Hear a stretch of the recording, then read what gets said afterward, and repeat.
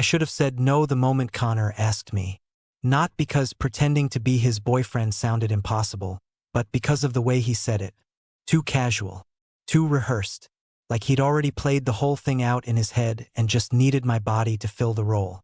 Just for the weekend, he said, leaning back against my kitchen counter like this was nothing. My parents are visiting. They won't get off my back otherwise. I laughed. Actually laughed. Dude, you're straight. And single. Since when do your parents expect you to show up with a boyfriend? Connor rolled his eyes.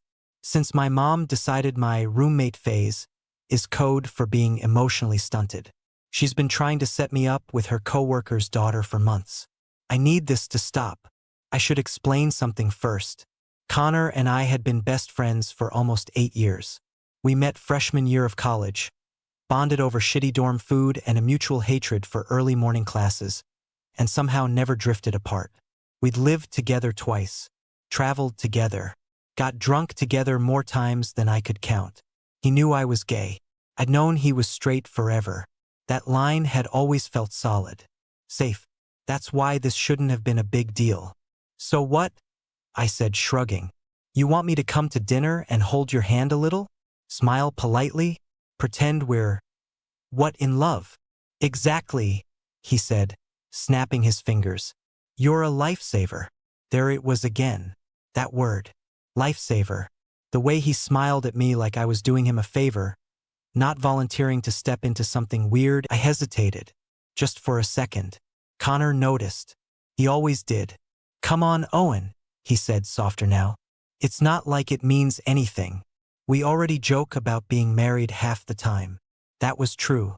We did. Way too often, actually. But jokes hit different when you're the only one imagining what it'd be like if they weren't jokes.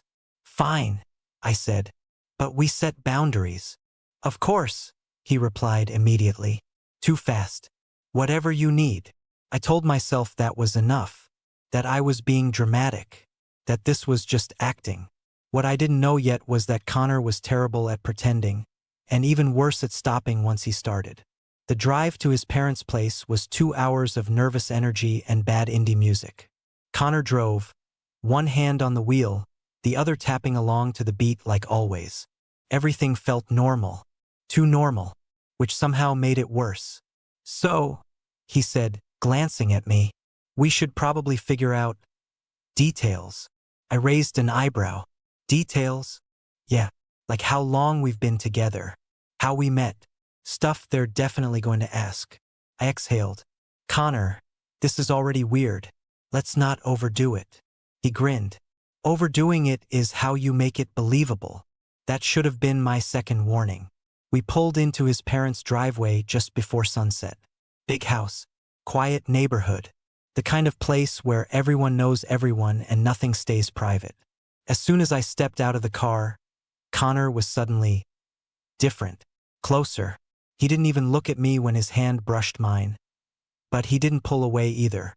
Then, without warning, he laced his fingers through mine. I froze. Connor, I muttered under my breath.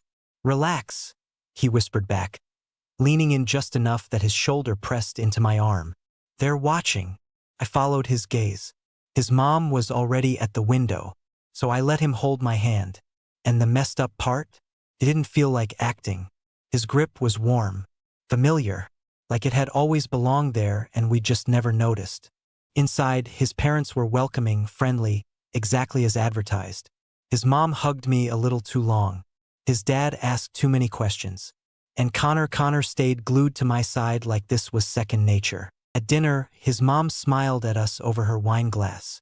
You two seem very comfortable. Connor didn't miss a beat. We are. He reached for my hand under the table. I should have pulled away. Instead, I squeezed back. That night, when we were finally alone in the guest room, one bed, because of course there was only one bed, I laughed nervously and said, You're really committing to this, huh? Yeah, he said quietly. Guess I am. He looked at me then. Really looked at me. Not like a friend. Not like someone playing a role. And that's when I realized this had already gone too far. Because whatever game Connor thought we were playing, I wasn't sure he knew how to stop. And I wasn't sure I wanted him to. I barely slept. Not because the bed was uncomfortable, it wasn't. Connor's parents had one of those guest mattresses that somehow felt better than my own. The problem was the person lying next to me, breathing slow and steady like none of this was a big deal. We'd agreed to act normal once the door closed. That lasted maybe 5 minutes. Connor had kicked off his shoes, peeled off his hoodie, and flopped onto the bed like he always did when we traveled together. Same habits, same loose confidence. Except this time, there was nowhere else for me to go. I lay on my back, staring at the ceiling. "You good?" he asked quietly. "Yeah," I lied. "Just tired," he hummed in response, rolling onto his side to face me. "You were great tonight," he said. "My mom loves you." I snorted. "Your mom thinks we're going to adopt a dog together." Connor smiled at that. "A real one. Soft. Fond. Wouldn't be the worst thing," he said. That was my cue to shut this down. "Connor," I said, keeping my voice light but firm, "we need to dial it back tomorrow." He didn't answer right away. Instead, he studied my face in the dim light from the hallway, like he was trying to memorize it. "Did I mess up?" he asked. The question caught me off guard. Connor never asked that. He was usually so sure of himself. "No," I said quickly.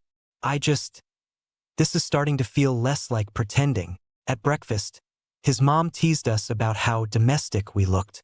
Connor just laughed and poured me coffee without asking how I took it, because he already knew. Every small thing added up. The familiarity, the ease, the way he kept finding reasons to touch me. A hand on my shoulder, fingers grazing my back as he passed behind me in the kitchen. By the time we left the house to go into town, I was wound so tight I felt dizzy. We walked down the sidewalk side by side, autumn air crisp around us. Connor shoved his hands into his jacket pockets. "Hey," he said, "you're quiet." I stopped walking. "So are you?" I shot back. He turned to face me, brows knitting together. "Okay, what's going on?" I laughed under my breath, sharp and humorless. "You don't get to act confused. Not after last night." Connor's jaw tightened. "I didn't mean to fall asleep like that." "But you did." "Yes," he admitted. "And you didn't move away." That hit harder than I expected. "Because I didn't want to make it weird," I said. "Or because you didn't want to," he countered softly. We stood there, staring at each other, the air between us buzzing with everything we weren't saying. "This was supposed to be fake," I said. "You're straight. I'm your best friend. You don't get to blur that line and then pretend it's nothing." Connor ran a hand through his hair, pacing once before stopping in front of me again. "I'm not pretending it's nothing," he said. My stomach dropped. "Then what are you saying?" He hesitated. For the first time since I'd known him, he looked scared. "I don't know," he admitted. "But whatever this is, it doesn't feel fake to me." My chest felt tight. "Connor Dash, I'm not saying it means what you think it means," he rushed on. I need you to stop assuming I have this all figured out." That was the moment something inside me cracked. We stood there in silence, neither of us backing down. Finally, Connor let out a shaky breath and gave a small, crooked smile. "We should probably head back before my mom sends out a search party." "Yeah," I said, my voice rough. "Probably." As we started walking again, his hand brushed mine. This time he didn't grab it. This time he waited. And after a second, just one, I reached for him first. We walked the rest of the way back in silence. Not awkward silence. Heavy silence. The kind that presses against your chest and makes every step feel loaded with meaning. Inside the house, it was like slipping back into character. Connor's mom greeted us with a smile, asked about lunch plans, made some comment about how good we looked together. Connor played along easily. Too easily. I did too. That scared me more than anything. We spent the afternoon helping his dad with random chores. Connor and I worked side by side in the backyard, raking leaves, passing tools back and forth. At one point, his dad went inside to take a call, leaving us alone. Connor leaned on the rake, eyes fixed on the ground. "You okay?" I swallowed. "Are you?" He huffed out a laugh. Fair. We stood there, surrounded by the quiet rustle of leaves and distant traffic, both of us clearly thinking the same thing and refusing to say it out loud. I don't want to screw this up, he said finally. My heart thudded. Screw what up? He looked at me then. Really looked at me. Us. The word hit harder than it should have. We don't have a newest, I said, even as my chest tightened painfully. Then why does it feel like I'm about to lose something important?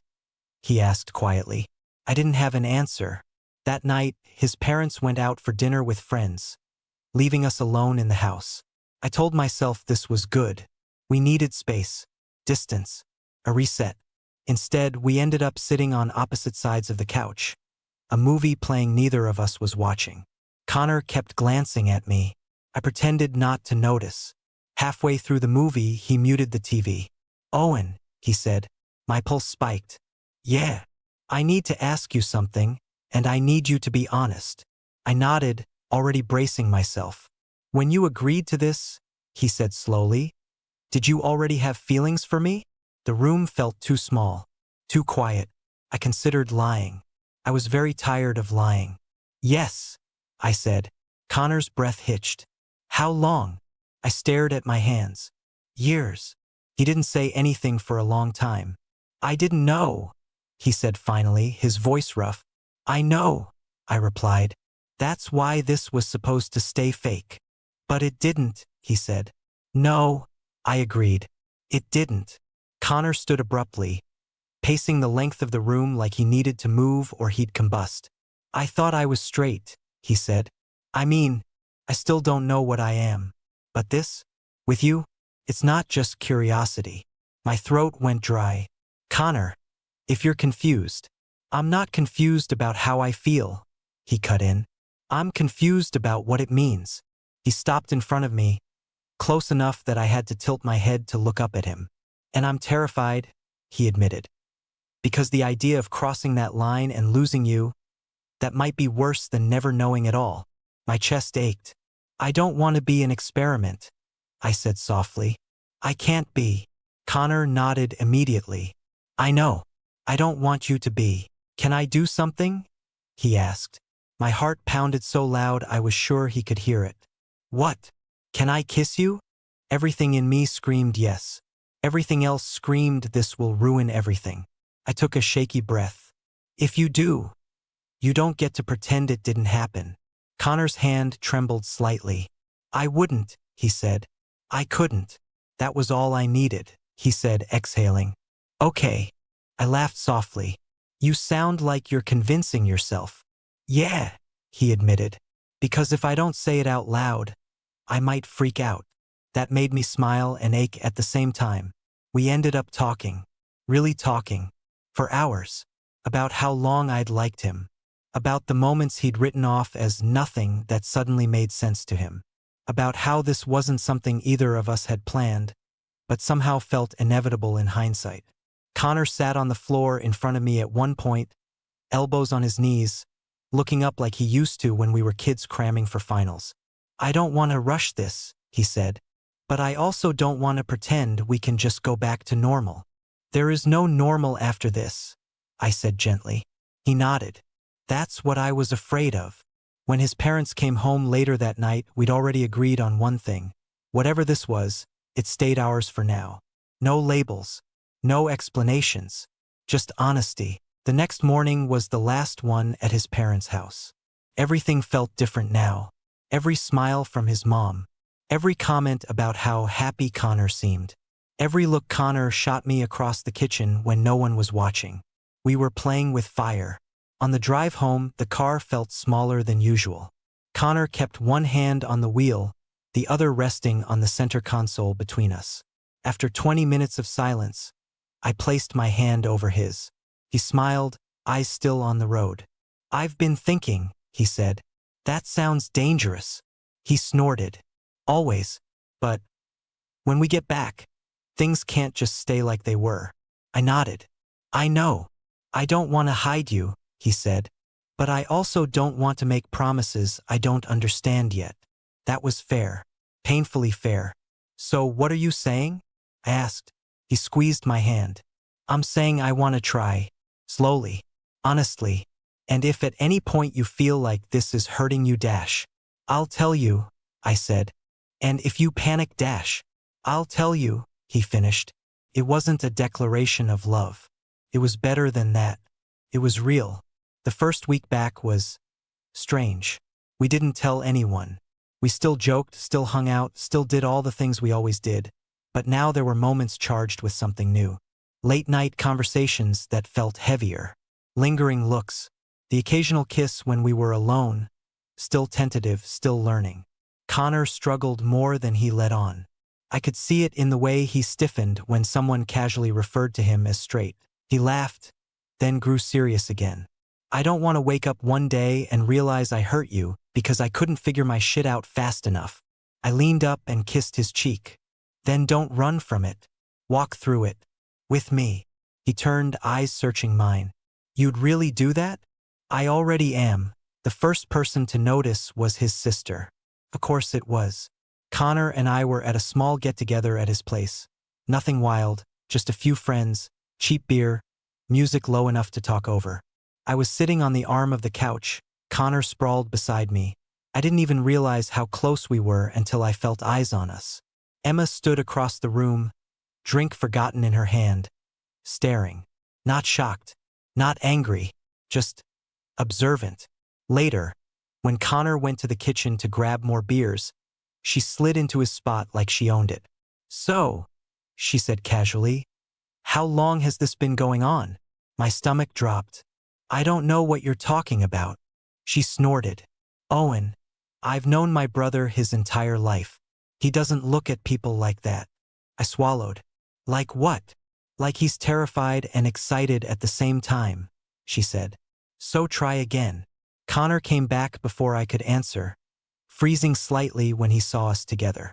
Emma stood, kissed his cheek, and smiled sweetly. I'm heading out. You should walk Owen to his car. Connor blinked.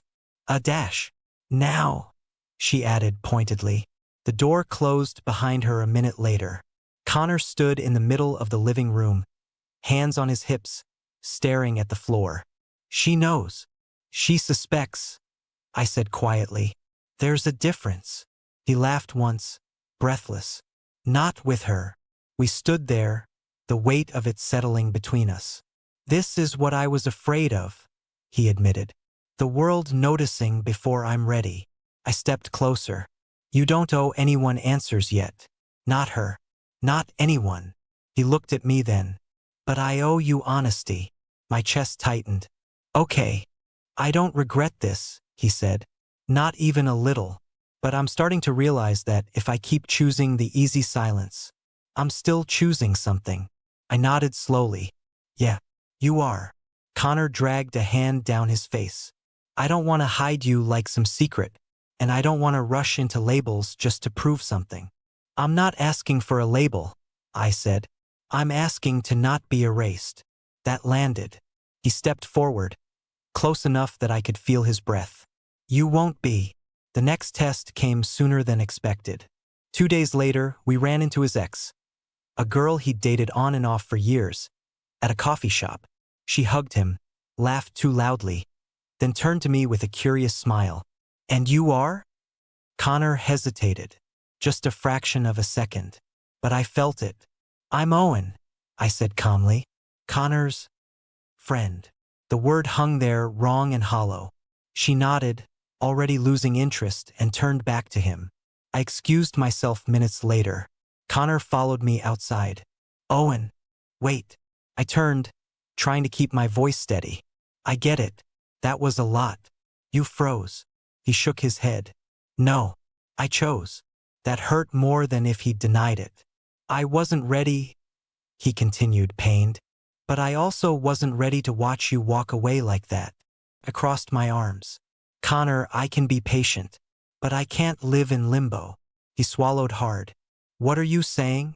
I'm saying this only works if you're willing to stand next to me when it counts, I said. Not just when it's easy. Silence stretched between us.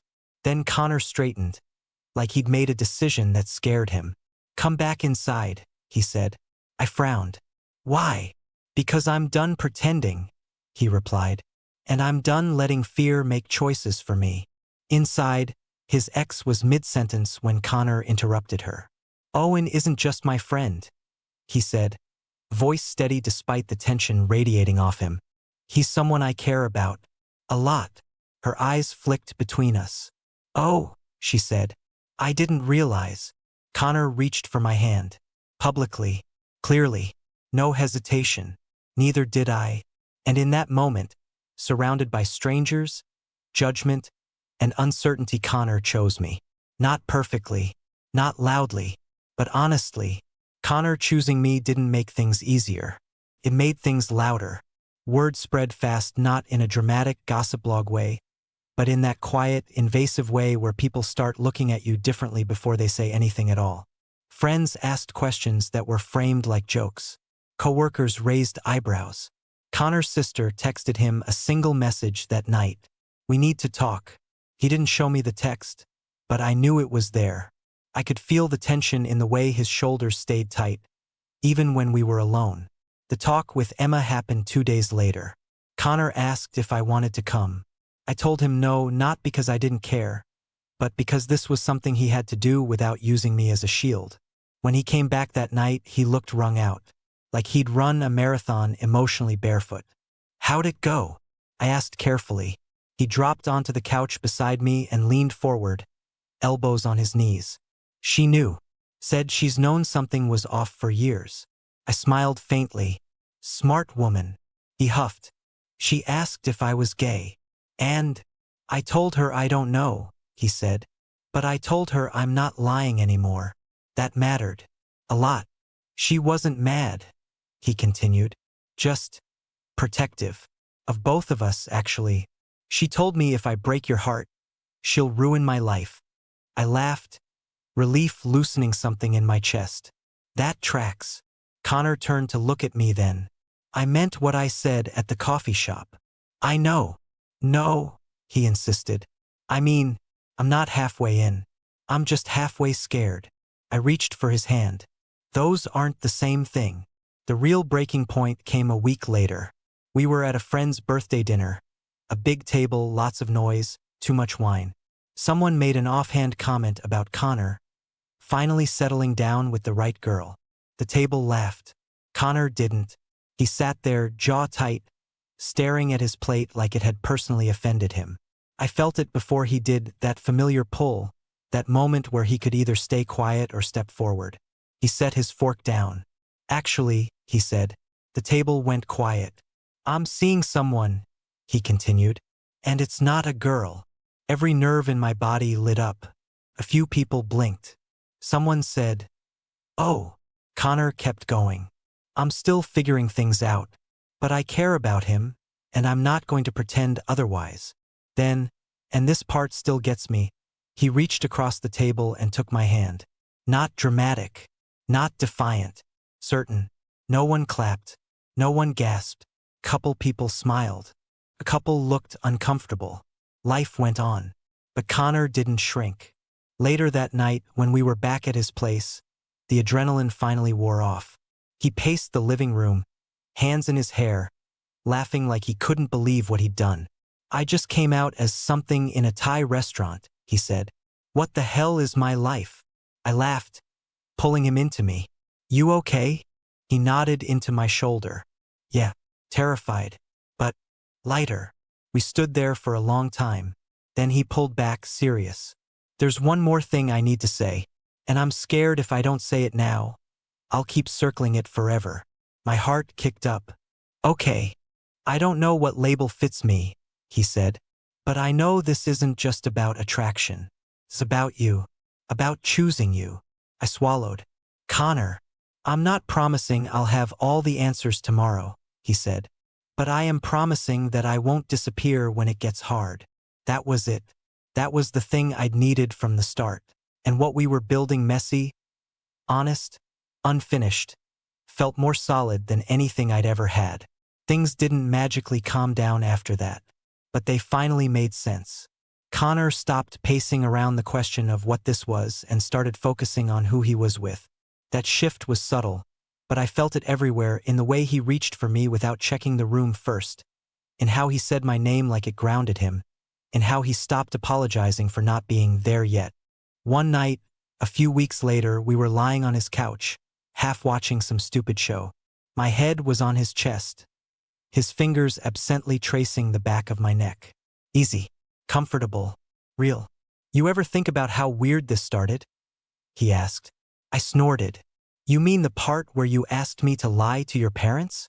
Yeah, he said, smiling. That. I tilted my head to look at him. You still think it was fake? He didn't even hesitate. No. The word landed steady and sure. I think, he continued, that I just didn't have the language for what I already felt. You were safe. You were constant. And somewhere along the way, my brain decided that meant friend, because it was easier. My chest tightened. And now, he said softly, it feels like I finally stopped dodging myself. A month later, we went back to his parents' house. This time, there was no pretending. His mom noticed immediately, the way Connor sat closer, the way he looked at me when he thought no one was paying attention. She didn't say anything during dinner. But later, when Connor went to help his dad in the garage, she found me alone in the kitchen. You make him very happy, she said gently. I froze. I don't want to complicate things. She smiled. Sweetheart, Connor has always been complicated. You just happen to be the first person he's brave with. When Connor came back inside, she hugged him a little longer than usual. I'm proud of you, she said. He blinked. For what? For choosing honesty, she replied. That night, we lay. I'm still figuring myself out, he said quietly. I know. But I know this, he added, pressing his forehead to mine. I don't want a life where you're optional. That was it. No dramatic confession. No grand declaration. Just truth. These days, people sometimes ask how Connor and I got together. I usually smile and say, it started as a favor, but the real answer? It started the moment pretending stopped being easier than telling the truth. And somehow, asking me to be his fake boyfriend led him to finally be real. With me, and with himself. A year later, Connor still hates labels. But he hates losing me more. We don't correct people when they assume things, and we don't over-explain when they don't. Sometimes he says, my boyfriend, like he's testing the word on his tongue. Sometimes he just says my name, and honestly, that's when it means the most. The night it really hit me was stupidly ordinary. We were at the grocery store, arguing about pasta brands like an old married couple. I was holding a basket. Connor was reading labels like it was a life or death decision. An older guy passed us, smiled and said, you two remind me of my husband and me. Same arguments. Connor froze. I felt his hand tighten around mine. For half a second, I thought he'd pull away. Old reflex, old fear. Instead, he smiled back. Yeah, he said. We're like that too. The guy nodded, walked on. Connor didn't let go of my hand. You okay? I asked. He nodded, eyes a little glassy. I didn't panic. I smiled softly. No, you didn't. He leaned his forehead against mine in the parking lot, keys digging into his palm, heart steady against my chest. You know, he said quietly, if I hadn't asked you to pretend, I might have spent my whole life avoiding this. I shrugged. Guess you needed a lie to find the truth. He laughed, then kissed me. Not careful, not questioning, not afraid of who might see. And that's the thing people don't get. This wasn't a story about a straight guy turning gay, or a fake relationship becoming real, or some dramatic awakening. It was a story about a man who finally stopped running, and the friend who stayed long enough to be chosen. He asked me to be his fake boyfriend,